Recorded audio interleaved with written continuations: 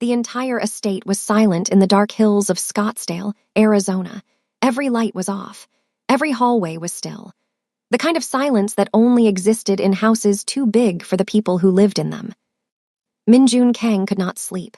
He had not slept properly in 4 nights.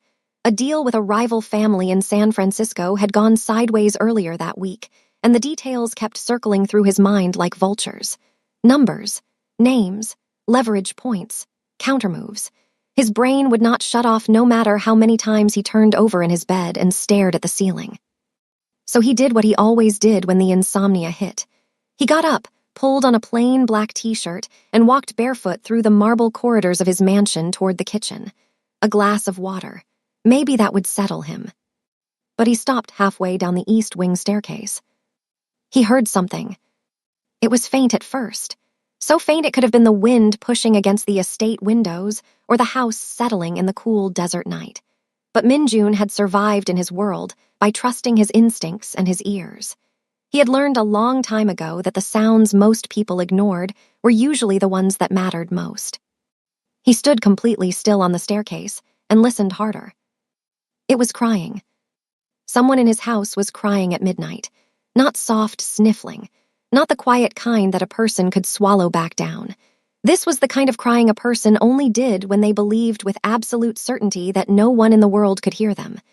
Deep, broken, body-shaking sobs that came from somewhere near the back of the first floor. Minjun followed the sound. He moved silently through the dark corridor past the formal dining room, past the library, past the second kitchen, until he reached the small utility room near the staff quarters. The door was slightly open. A sliver of pale light leaked out from inside. He pushed the door open. And there, sitting on the cold tile floor with her knees pulled tight to her chest, still wearing her gray maid's uniform even though her shift had ended hours ago, was Laura. Laura Whitfield, 26 years old, his live-in housekeeper for the past 5 months.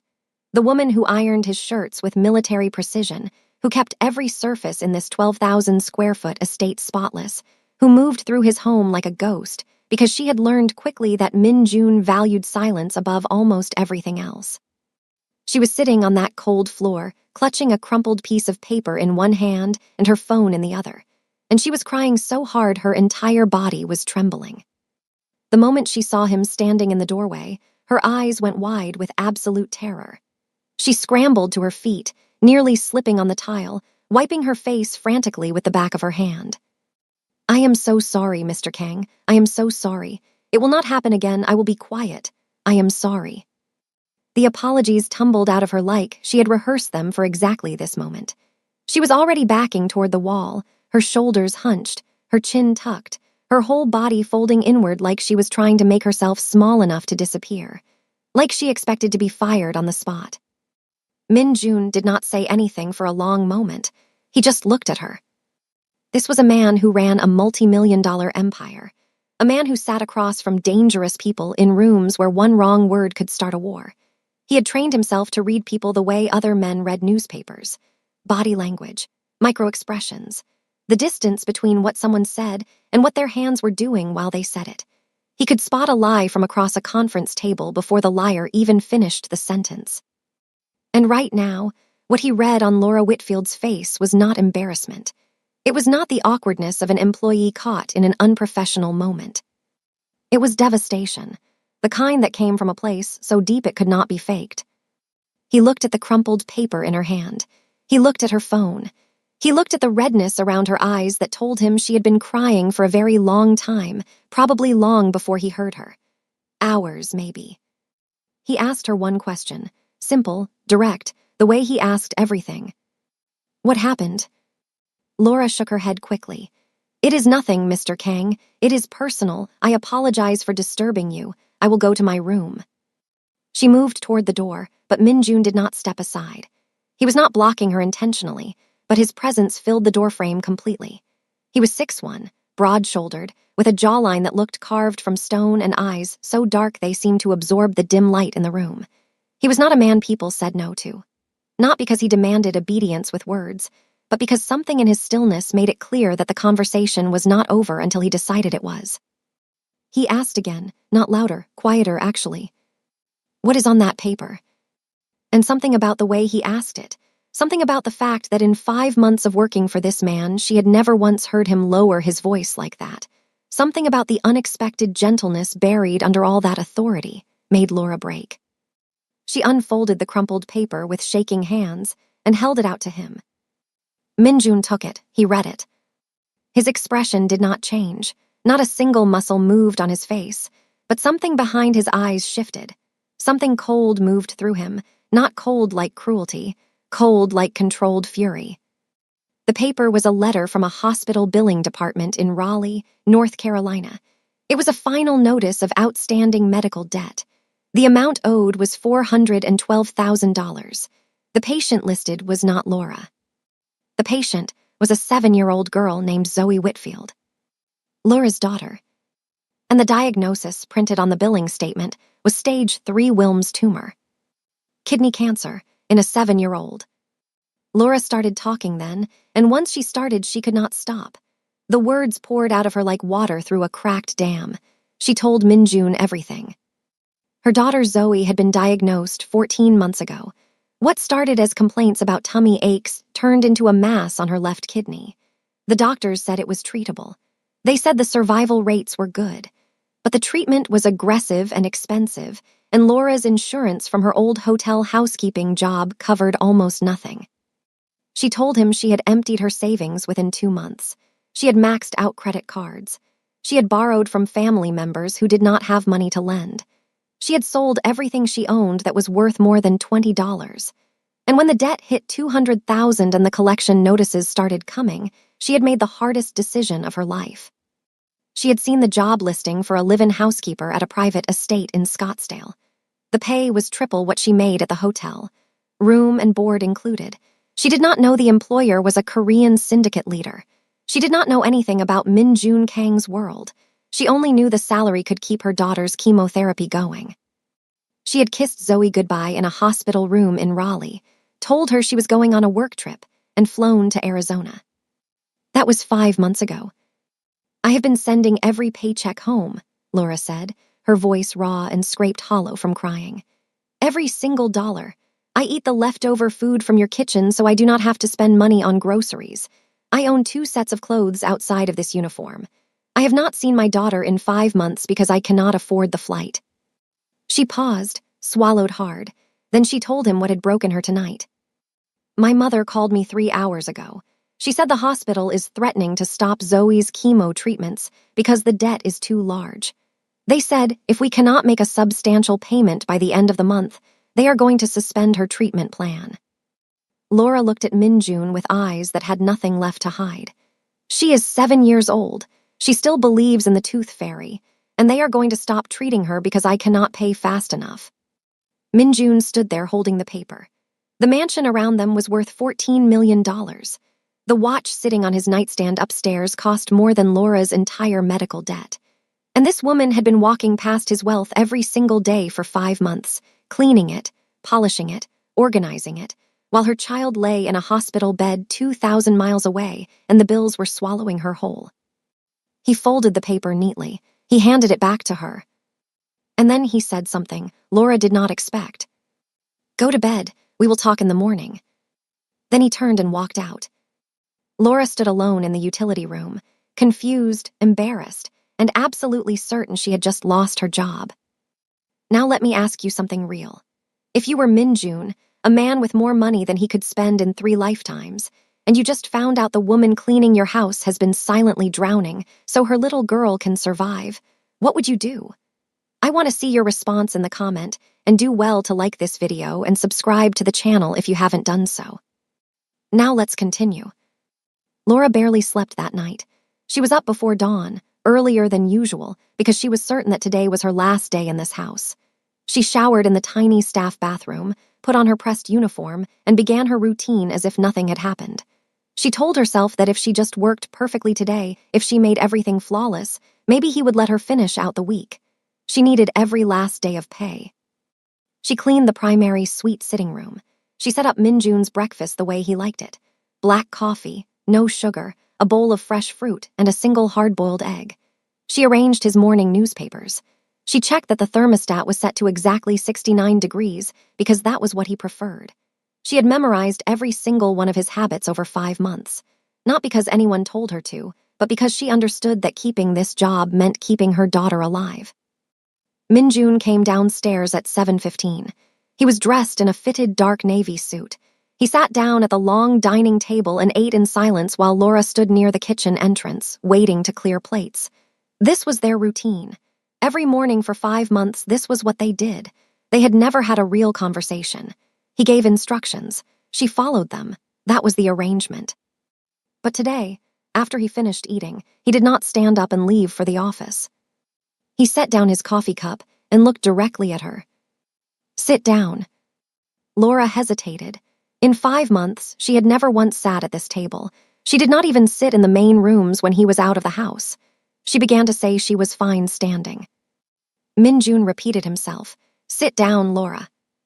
It was the first time he had ever called her by her first name. She sat across from him, her hands clasped tight in her lap, her back perfectly straight, every muscle in her body bracing for the words, "You are terminated." That was not what he said. He told her he had made 3 phone calls that morning. The first was to his personal attorney. The second was to a medical concierge firm based in Manhattan. The third was to Duke University Hospital in Durham, North Carolina, which had one of the top pediatric oncology programs in the entire country. Laura stared at him. She did not understand what he was telling her. Minjun explained, and he explained it the same way he explained everything, flat, precise, without decoration. He was going to pay off the $412,000 medical debt in full. Today, he was going to have Zoe transferred from the hospital in Raleigh to Duke, which was less than 30 minutes away, where she would be treated by one of the best pediatric cancer specialists in the United States. And he was going to cover all future treatment costs until Zoe was cancer-free. Laura's mouth opened, but nothing came out. He was not finished. He told her she would fly to North Carolina that weekend to see her daughter. His private plane would take her. She would have 5 days. When she returned, her position at the estate would be exactly the same. Nothing about her job would change. Laura started shaking. She did not cry this time. She was too stunned to cry. The words he was saying did not make sense. They were arranged in an order her brain refused to process because things like this did not happen to people like her. People like her did not get rescued. People like her just kept drowning until they went under. "Why?" she whispered. "Why would you do this? I am nobody to you. I am your maid." Minjun looked at her for a long moment. Then he said something that was not sentimental, not warm, not poetic. He said it in the same measured tone he used to discuss business. No child should lose their life because of a billing department. He stood up, buttoned his suit jacket, and walked out of the dining room. Laura sat at that table alone for a very long time. And for the first time in 14 months, the tears that fell down her cheeks were not from despair. To understand why Laura Whitfield was the kind of woman who would move 2,000 miles from her sick daughter and sleep in a staff room the size of a closet, you had to understand where she came from. She grew up in Greensboro, North Carolina, working-class neighborhood, small house with a yard her mother kept neat even when they could barely afford the water bill. Her father left when Laura was 11, just walked out one Saturday morning and never came back. No note, no explanation. Her mother, Denise, never spoke about him again. She just picked up extra shifts at the assisted living facility where she worked as a nursing assistant and kept going. Denise raised Laura and her younger brother, Wesley, on a salary that should not have been enough for one person, let alone 3.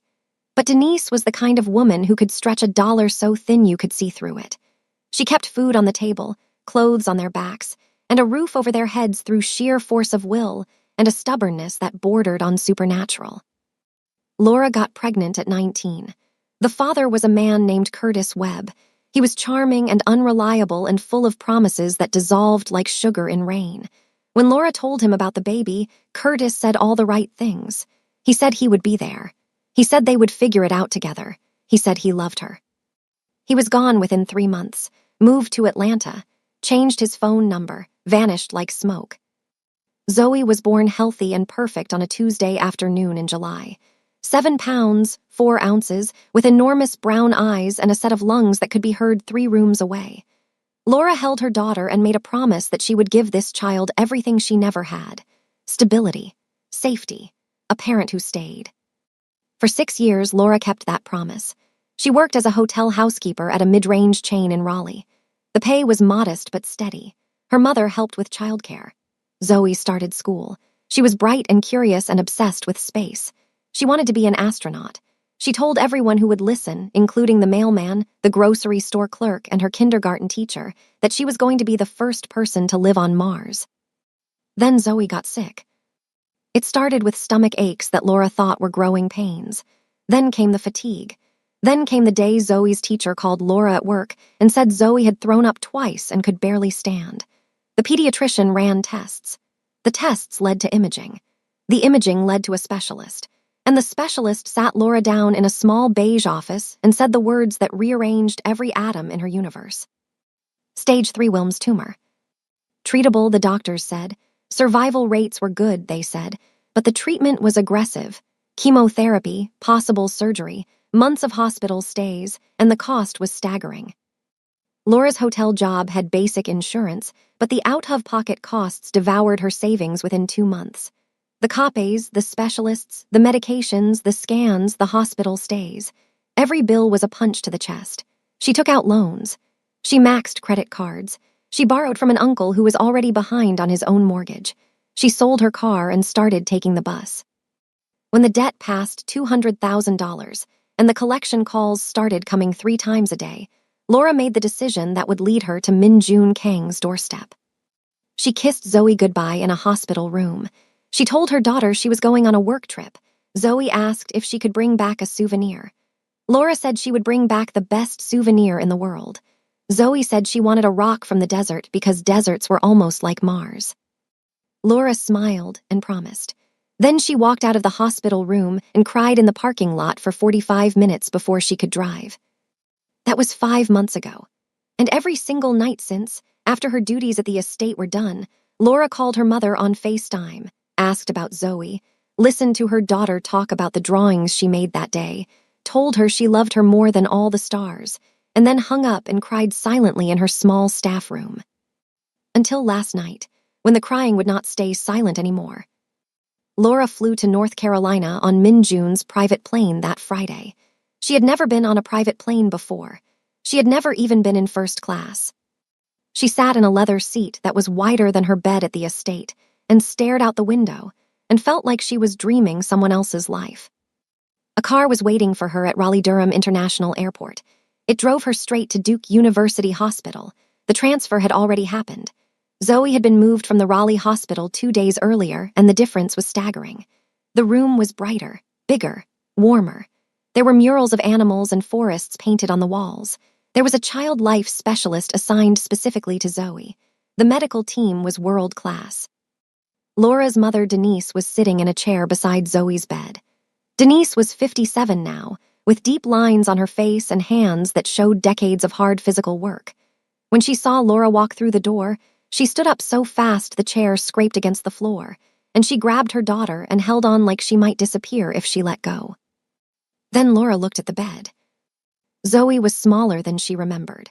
The chemotherapy had thinned her hair, and her face had that pale, hollowed look that hospitals put on children who had been inside them too long. But she still had those enormous brown eyes. She still had the gap-toothed smile that had always made Laura feel like everything in the world could be okay. Zoe saw her mother, and her whole face lit up like a sunrise. "Mommy." She said it so loud that a nurse poked her head into the room to check. Laura crossed the room in 3 steps, climbed into the hospital bed, gathered her daughter against her chest, and held on. She held on and she cried, and she did not try to stop, and she did not care who saw. 5 months.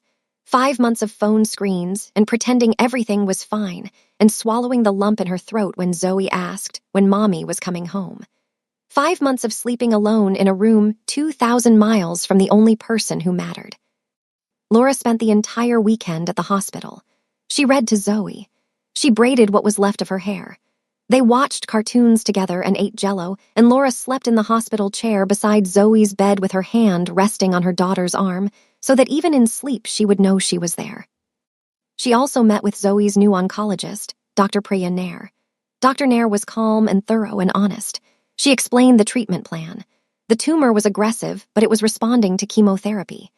Zoe would need at least 6 more months of treatment, possibly surgery down the line, but Dr. Nair was cautiously optimistic. The fact that Zoe was now at a top-tier facility significantly improved her chances. Laura asked what the total projected cost would be through the end of treatment. Dr. Nair hesitated. Then she told her. With everything included, they were looking at potentially over $700,000. Laura felt the floor drop. Minjun had paid $400,000, but there was potentially $300,000 more to come. She could not ask him for that. She could not. He had already done more than any stranger had ever done for her. She would not become a burden. She would find a way. She always found a way. While Laura was in North Carolina, something unexpected happened at the Kang estate. Minjun noticed her absence. Not in a practical sense. He had arranged a temporary replacement through his head of household, a competent woman who performed every task adequately. The house was clean. The meals were prepared. The routine was maintained. But something was off. Something was missing in a way that Minjun could not quite name, but felt constantly, like a low hum that had suddenly stopped. Laura had a way of anticipating what he needed before he needed it. She knew he preferred the curtains in his study drawn halfway at exactly 4 in the afternoon, when the sun hit the west side of the house. She knew he took his evening tea with exactly 1 ice cube, because he did not like it too hot. She knew to leave a glass of water on his nightstand at 9:30 every night, because he always forgot to hydrate before bed. These were small things, invisible things, the kind of details that only mattered when they were gone. On Saturday evening, Minjun found himself standing in the utility room where he had found Laura crying. He did not know why he walked in there. There was nothing to see. The room was empty and clean and smelled faintly of lemon cleaner. But he stood there for a moment, his hands in his pockets, and something turned over inside his chest that he did not have a name for. He left the room and told himself it meant nothing. Laura returned to the estate on Sunday night. She was quieter than before, but there was something different in her eyes. A softness, a warmth, like seeing her daughter alive and receiving real treatment from real doctors at a real hospital had given her something she had not had in over a year. Hope. She went to Minjun's study to let him know she had returned. He was sitting behind his desk, reviewing something on his laptop, the blue light from the screen cutting sharp angles across his face. He glanced up at her when she knocked on the open door. "I am back," Laura said. She stood in the doorway with her hands clasped in front of her, and she tried to find words big enough for what he had done. She could not find them, so she said the truest thing she could. "I do not have words that are big enough, so I am just going to say thank you, and I am going to mean it with everything I have." Minjun looked at her. For just a moment, something cracked in his stone-faced composure. A flicker, a hairline fracture in the wall he kept between himself and the world. Then he nodded. "Good, get some rest." Laura turned and left his study. But she did not see what happened after she left. She did not see Minjun lean back in his chair and close his eyes and sit in complete silence for a long time, pressing his thumb against his temple the way he always did when something was bothering him. Something was bothering him, and for the first time in as long as he could remember, it was not business. Meanwhile, Minjun's right-hand man and oldest friend, Seung-ho Park, received a call from a contact in San Francisco. The Yun family, the rival syndicate that had been pressuring Minjun for months, had been asking questions. Not about business, about Minjun's household, about his staff, about who was close to him. Seung-ho hung up the phone and stared at the wall for a long time. This was not good. Something shifted between Minjun and Laura over the weeks that followed. It did not happen in one dramatic moment. It happened slowly, almost invisibly, the way a crack spreads through glass. It started with small changes in routine. Minjun began staying home more often in the evenings instead of going to his operations office downtown. He started eating dinner at the estate. When Laura served his meals, he began asking her to stay for a moment. He would ask about Zoe. How was the treatment going? What did the doctors say this week? Was she eating? Was she sleeping through the night? Laura was cautious at first. She answered politely and briefly. She was still his employee. She knew the boundaries. But Min-jun kept asking, and his questions were not surface-level small talk. He asked specific things: white blood cell counts, medication names, side effects. He tracked her daughter's medical progress with the same precision he used to manage his business operations. Laura realized that he was actually listening, not performing interest, not making polite conversation to fill silence. This man genuinely cared about whether a 7-year-old girl he had never met was getting better. One evening, Min-jun was in his study and Laura brought his tea. He was on the phone, speaking rapid Korean, and his voice had that hard edge she had learned to recognize as trouble. She set the tea down and turned to leave, but he held up one finger. Wait. He finished the call, set the phone down, and rubbed the bridge of his nose. He looked tired.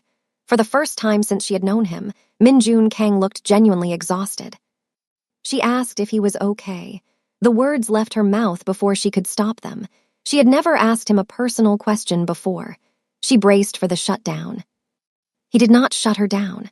He told her the situation with the rival family in San Francisco was escalating. He did not give details, but the fact that he said it at all told Laura something important. He needed to say it out loud to someone who was not calculating angles or measuring loyalty. Laura did something instinctive. She sat in the chair across from his desk, the same way he had told her to sit at the dining table weeks ago. She did not offer advice. She did not try to fix anything. She was just present. They sat in silence for 10 minutes.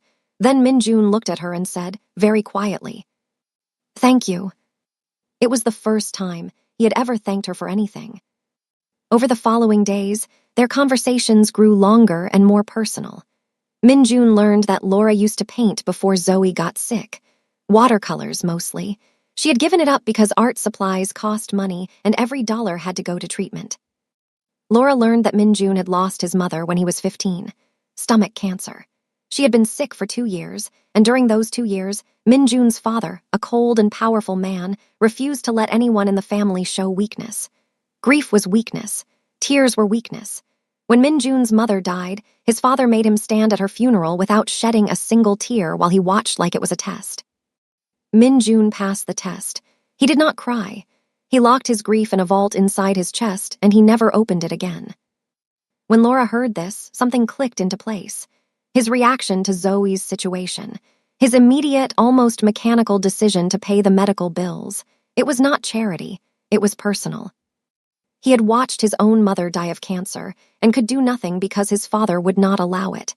Now he was a man with unlimited resources, and a child was sick, and he refused to stand by and do nothing. Not again. This realization changed how Laura saw him completely. He was not a cold, detached employer. He was a man who had been forbidden to grieve at 15 years old and had spent every year since then building walls so high that no one could see the boy still standing behind them. One night, Laura was in the staff kitchen on FaceTime with Zoe. It was a good day. Zoe was laughing and holding up a drawing she had made, a purple spaceship flying past Saturn. Min-jun walked through the kitchen and stopped when he heard the small, bright voice coming from Laura's phone. Laura instinctively angled the screen away, but Zoe had already spotted movement. "Mommy, who is that?" Laura hesitated. Min-jun looked at her. Then he did something that stunned her completely. He stepped into the frame. He looked at the phone. Zoe stared at him with wide, curious eyes. "Hello," Min-jun said. Zoe tilted her head. "Are you Mommy's friend?" A beat of silence. Then Min-jun said, "Yes." Zoe grinned that gap-toothed grin. "You look serious. You should smile more." And Min-jun, the man who controlled one of the most powerful Korean syndicates on the West Coast, who had not smiled in front of another human being in longer than he could remember, felt the corner of his mouth twitch upward. Laura watched this happen, and something inside her chest broke wide open. What Laura felt growing between them terrified her. She told herself every night that it could not happen. He was her employer. He was a crime boss. She was a housekeeper from Greensboro, North Carolina, with maxed-out credit cards and a child in the hospital. This was not a world she belonged in, and whatever was building between them would destroy her if she let it. But she could not stop it, because Min-jun was not what she had expected. Under the discipline and the stone-cold composure and the emotional armor, There was a man who had paid $500,000 to save a child he had never met. A man who said hello to a 7-year-old on FaceTime. A man who sat in silence with his housekeeper because her presence gave him a peace he could not find anywhere else in his life. Minjun was fighting the same battle on his side and losing it badly. He had never allowed anyone close enough to matter. In his world, closeness was a vulnerability, and vulnerability was a weapon other people used against you. He knew this better than anyone alive. But Laura was already close. She had been close for weeks, and he had not seen it coming because she had gotten close not through strategy or seduction, but through pure, quiet, stubborn kindness. Late one night, a file marked urgent landed on Minjun's desk from Seung-ho. It was an intelligence report from their contacts in San Francisco. The Yun family had identified Laura. They knew her name. They knew she worked in Minjun's household. And they knew about Zoe. Minjun read the report. His jaw tightened. His hand gripped the edge of his desk so hard the wood creaked under his fingers. Someone had been feeding the Yuns information from inside his organization. There was a traitor in his circle, and they had put Laura and her daughter directly in the crosshairs. Minjun moved fast. By 6 the next morning, he had assembled his inner circle at his private office in downtown Scottsdale. 5 people in the room. Minjun, Seung-ho, his head of security, Yi-won, his financial officer, Di-hyun, and his logistics coordinator, a sharp Korean-American woman named Hana Cho. Minjun did not tell them what he knew. Not yet. He watched them instead. He laid out the Yun family situation in general terms and studied their reactions with the cold focus of a man who knew one of them had betrayed him. Afterward, he pulled Seung-ho aside. They set a trap. Different pieces of false information were fed to each member of the inner circle. Then they waited to see which piece surfaced in San Francisco. 3 days later, they had their answer. The false information fed to Di-hyun, the financial officer, was the piece that reached the Yuns. Di-hyun had been selling information for $2 million and the promise of a position in the Yun organization. Minjun's reaction was terrifying in its calm. He did not rage. He had Di-hyun brought in. He showed him the evidence. Di-hyun broke immediately, sweating and stammering excuses. He said he did not think household information was important. He did not know they would target anyone. Minjun asked one question. What exactly did you tell them about the woman in my house? Di-hyun swallowed hard. He had told them Laura's full name, that she had a daughter in a North Carolina hospital, that Minjun was personally paying for the child's medical care. The Yuns interpreted this as a personal attachment, a pressure point. Di-hyun was excommunicated, stripped of every asset, every connection, every protection. He was gone within the hour. But the damage was done. That night, Minjun went to Laura's staff quarters. He had never been to her room before. He knocked. She opened the door in a white t-shirt and sweatpants, her hair wrapped, surprised to see him. He stepped inside and closed the door, and he told her the truth, not all of it, but enough. A rival organization had learned about her and about Zoe. They might try to use that information.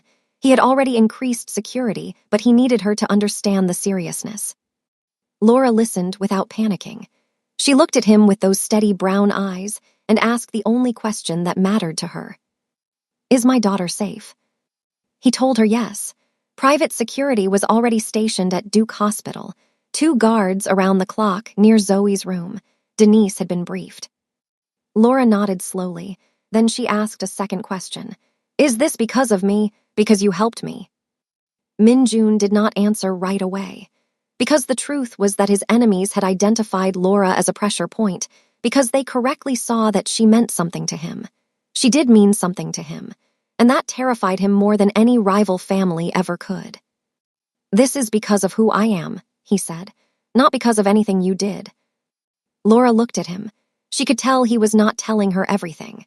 But she could also tell that this man, who could have simply fired her and eliminated the problem, was instead standing in her tiny room at midnight telling her the truth and promising her daughter's safety. She reached out and touched his hand. It was the first time they had ever had physical contact. Her fingers were warm, his were cold.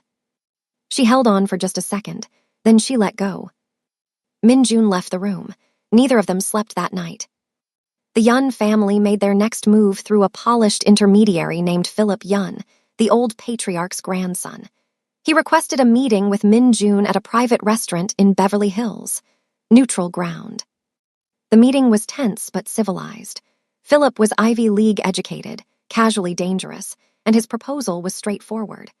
The Yuns wanted Min Jun to cede his Southern California operations, specifically his legitimate real estate and hospitality holdings in Beverly Hills and Newport Beach. In exchange, they would leave his Arizona and Nevada operations alone. Min Jun declined. Philip smiled. Then, very casually, he mentioned he had heard Min Jun had been generous lately. Something about a hospital in North Carolina. The message was unmistakable. We know about her. We know about the child. We can reach them. Min Jun did not react. He finished his water, stood, and buttoned his jacket. He told Philip to give his grandfather a message. If anyone connected to the Yun family went near Laura Whitfield or her daughter, it would not be a business dispute anymore. It would be something else entirely. He walked out. Back in Scottsdale, despite the danger swirling around them, Min Jun and Laura continued to grow closer. The threat had torn down the last wall of employer-employee formality between them. They spent evenings in his study. Sometimes they talked. Sometimes they sat in companionable silence. The quiet between them had become its own language. One evening, Min Jun asked Laura what Zoe wanted to be when she grew up. Laura smiled.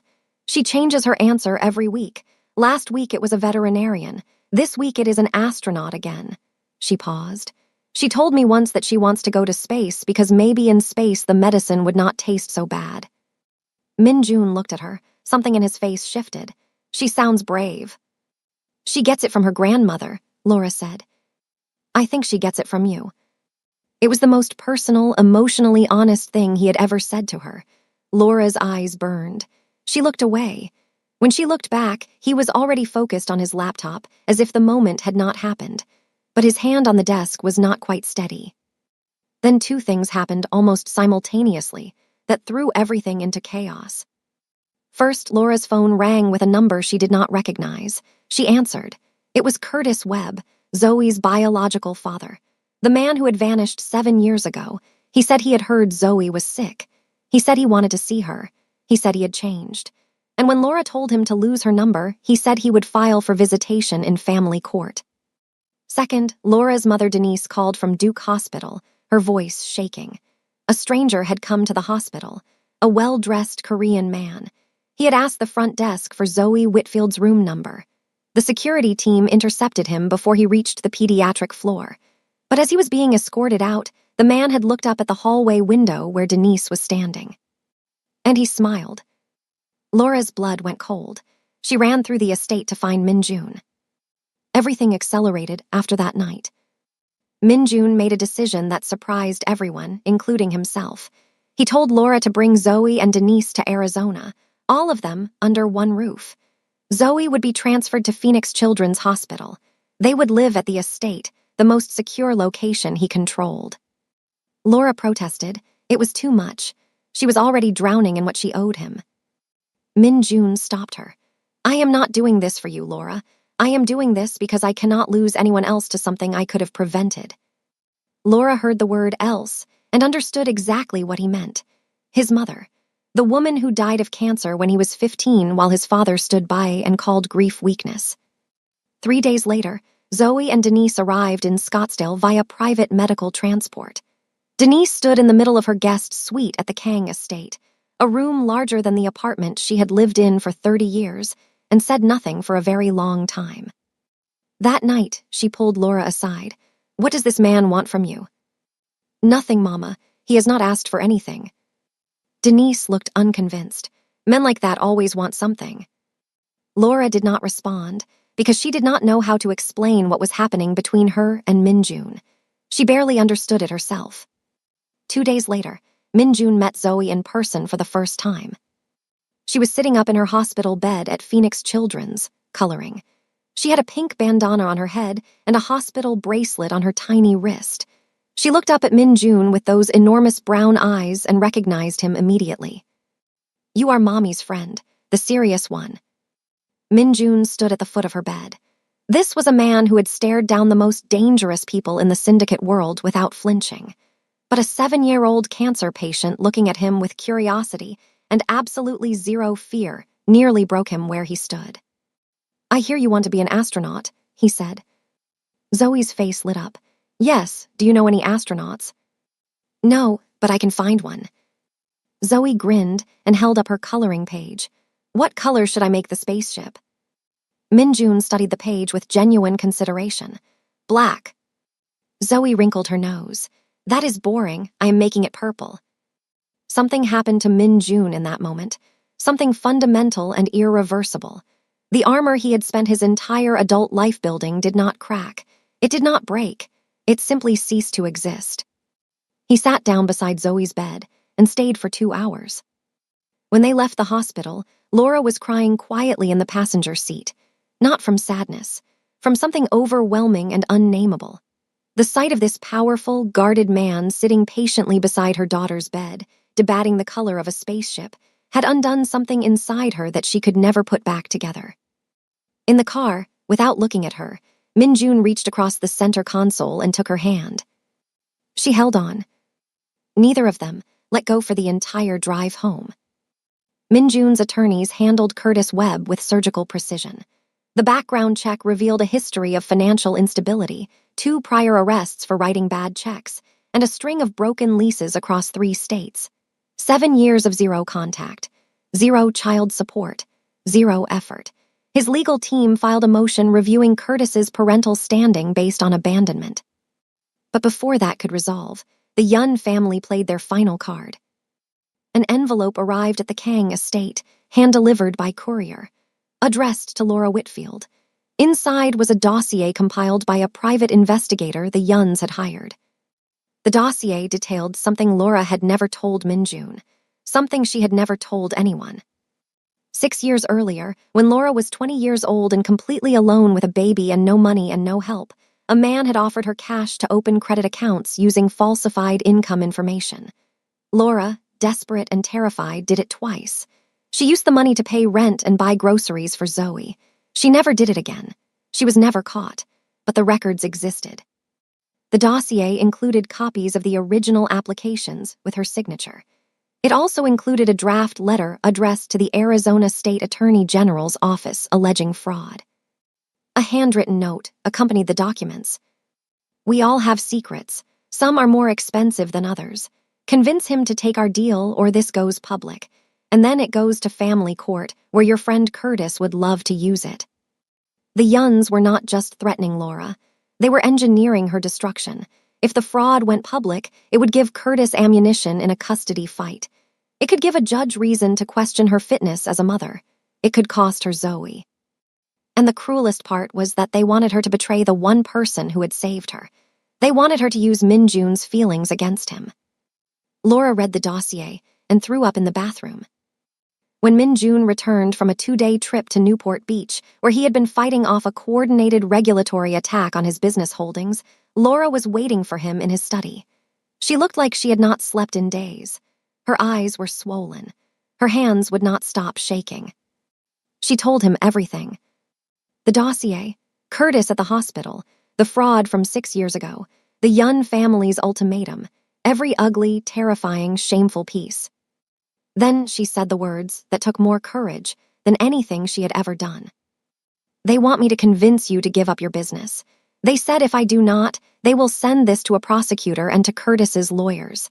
I could lose my daughter, but I will not betray you. I will not do it. So I need you to know the truth, all of it, before someone else uses it against you." She braced for anger, for betrayal, for the door. Minjun read the dossier. He read the note. He set both documents on his desk. Then he looked at her with an expression she had never seen before. It was not anger. It was not disappointment.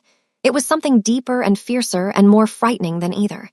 It was the look of a man who had just been given a reason to end a war. "You were 20 years old," he said, "alone with a baby, and no one in the world was helping you, and you opened 2 credit accounts to keep your daughter fed." He paused. "That is not a crime, that is survival." Laura broke. She had been holding herself together with nothing but willpower and terror for days, and those words shattered every wall she had left. She started crying, not the silent, controlled crying he had found in the utility room that first night. This was open, raw, full-body crying. The sound a person makes when they have been carrying an impossible weight, and someone finally tells them they do not have to carry it alone. Minjun crossed the room. He pulled her against his chest. She pressed her face into his shoulder and sobbed.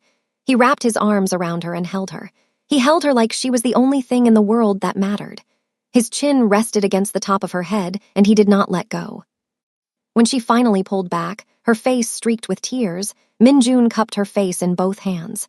He looked into her eyes. "No one is taking your daughter, not Curtis, not the Yuns, not anyone. Do you hear me?" Laura nodded. Then Minjun said one more thing, quiet and certain and absolute. "I'm going to end this." He picked up his phone. He called Seung-ho. He said 4 words. "Call a family meeting." Seung-ho asked which family. "All of them." Minjun Kang did not do what his enemies expected. He did not fight in the shadows. He did not retaliate with threats or counterattacks or violence. He did something far more devastating. He called a summit. A full summit of every major Korean syndicate family with territory between San Francisco and Phoenix had not been convened in over a decade. There were 5 families in total, including Minjun's and the Yuns. The summit was held at a private estate in Beverly Hills owned by the Bay family of Seattle, the eldest and most respected family, who served as mediators. Minjun walked in with Seung-ho and Yiwon. Yun Tae-seok, the 70-year-old patriarch, was already seated at the head of the opposing side, flanked by his grandson Philip. The old man looked pleased, like a chess player who believed he was 3 moves from checkmate. He was wrong. Minjun addressed the summit calmly and methodically. He did not raise his voice. He presented evidence. Meticulously documented, verified, undeniable evidence that the Yun family had violated the foundational agreements between the families by targeting a civilian, a child under medical care, for leverage in a business dispute. In this world, there were rules, unwritten, brutal, but absolute. And the most fundamental rule, the one that had kept the families from all-out war for 3 decades, was simple. Civilians, especially children, were never used as pawns.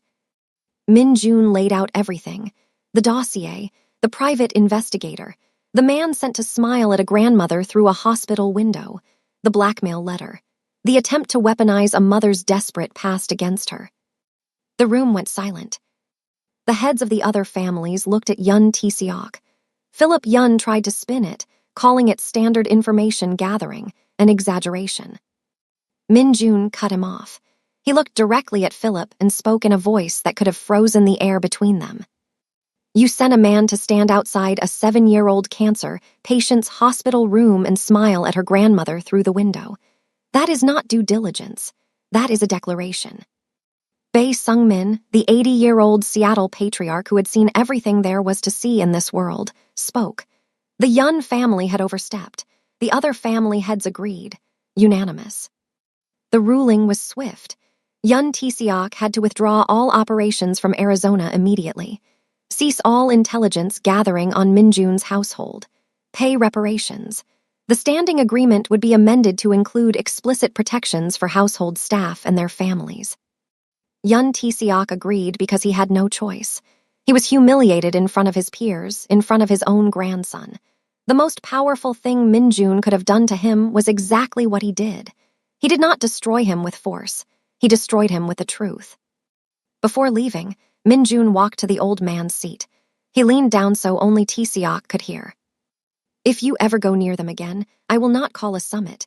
I will call something else entirely." He straightened his jacket and walked out. Curtis Webb folded just as completely. When Minjun's legal team presented the full picture, the abandonment case, the background check, the expired statute of limitations on Laura's old credit applications that made the Yun's blackmail material legally worthless, Curtis's own attorneys told him he had no chance.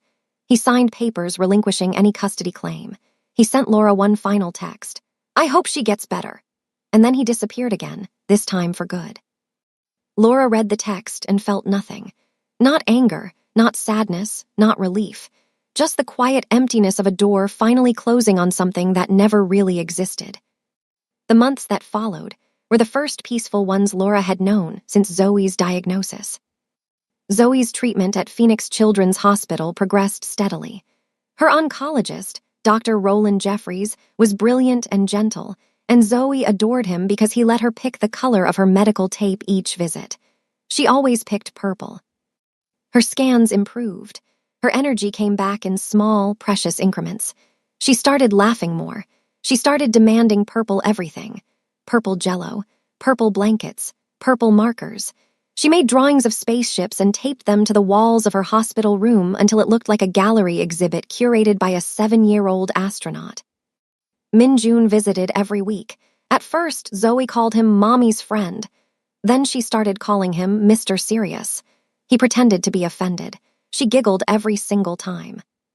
One afternoon, while Min-Jun sat beside her bed, helping her build a Lego set, Zoe looked up at him with those enormous brown eyes and said, very casually, "You should just come live with us all the time."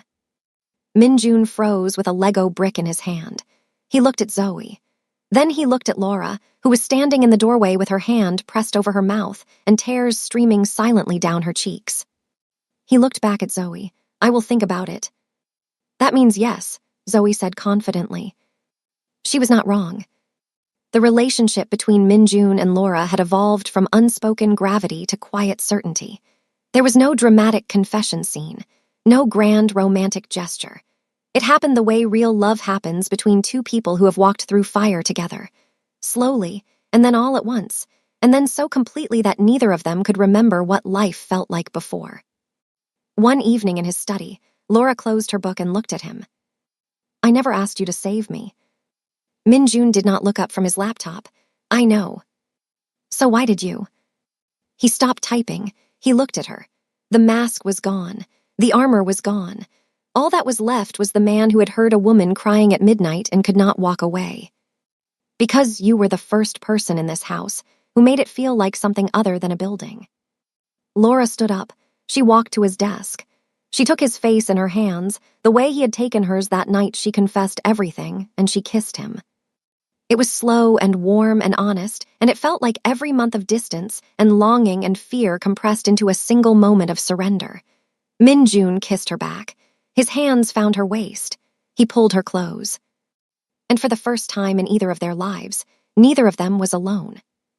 14 months after Min-Jun, Kang found his maid crying on the floor of a utility room at midnight. Zoe Whitfield rang the bell. The bell at Phoenix Children's Hospital.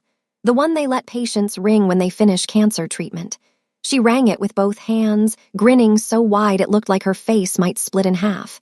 She was 8 years old now. Her hair had grown back in thick, dark curls. She was wearing a purple dress because of course she was. The hallway was full of nurses and doctors and staff who had watched this little girl fight for over a year, and every single one of them was clapping and cheering, and some of them were crying. Laura stood beside her daughter, sobbing and laughing at the same time, her hand on Zoe's shoulder, unable to speak. Denise was there, dabbing her eyes with a handkerchief and saying, "Lord, Lord, Lord," over and over, the way she always did when something was too big for regular words. And Min-Jun was in the back of the room. He was wearing a dark suit. His expression was controlled, as always, but his eyes were red. And when Zoe finished ringing the bell and sprinted down the hallway and threw her arms around his waist and screamed, "I did IT, Mr. Serious," he dropped to one knee and held this child like she was his own. Because she was. The adoption paperwork had gone through 3 months earlier. Min-Jun had discussed it with Laura first, and with Denise, and even with Zoe herself, who had responded to the question with zero hesitation. "Does this mean I get to call you Dad?" Min-Jun said she could call him whatever she wanted. "Okay, Dad, but also still Mr. Serious sometimes." They were a family now. Not the kind that looks perfect in a photograph, but the kind that is forged in hospital rooms and midnight tears and impossible choices, and the stubborn, terrifying decision to love someone even when the whole world is trying to tear you apart.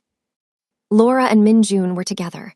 Not married yet, though Denise had opinions about that she shared loudly and often. They lived in the Scottsdale estate, which no longer felt like a building. It felt like a home. Denise had her own suite and had taken over the kitchen entirely. displacing the estate's professional chef, who now took orders from a 57-year-old woman from Greensboro who made sweet potato pie so good it had made Seung-ho, the most stoic man on the West Coast, ask for a second slice. Min-jun's operations had stabilized. The Yun family had retreated permanently. Seung-ho was still by his side, still watchful, still loyal. Hana Cho had stepped into the financial role and was excelling. The organization was strong, but something about the way Min-jun led it had changed. Not softer, not weaker, but with a clarity that came from having something to protect that was worth more than any empire. Laura had started painting again. Min-jun converted one of the estate's unused rooms into a studio for her. The first painting she completed hung in his study. It was a small canvas, done in deep blues and purples of a night sky. In the lower left corner, barely visible unless you were looking for it, there was a tiny spaceship. Zoe had requested the color. It was purple. Late one night, long after the bell ringing and the celebration and the drive home and the dinner Denise cooked that could have fed 20 people, the estate went quiet. Zoe was asleep in her room down the hall, a room decorated entirely in purple and space-themed everything. Denise was asleep in her suite. Min-jun and Laura were in the study. Laura was curled against him on the leather sofa. His arm was around her. The house was dark except for the single lamp on his desk, casting warm light across the room. Laura said, quietly, "Do you remember the night you found me crying on that floor?" "Yes." "What would have happened if you had not come downstairs?" Min-jun was quiet for a long time. Then he said, "I would have come downstairs eventually. I always do." "Why?" He looked at her, and this time, finally, he smiled. A real, full, unguarded smile. The kind of smile Zoe had been trying to get out of him since the day she called him the serious one. "Because the house was too quiet without you." Laura pressed her face into his chest and closed her eyes. Min-jun held her. The estate was still. The Arizona desert stretched out beyond the windows, vast and dark and ancient, and the sky above it was enormous and black and filled with more stars than either of them could count. Somewhere down the hall, an 8-year-old cancer survivor slept peacefully in a purple room, dreaming of spaceships and astronauts and Mars, and a future she now got to have because a man heard crying at midnight and made the only choice that mattered. He chose not to walk away.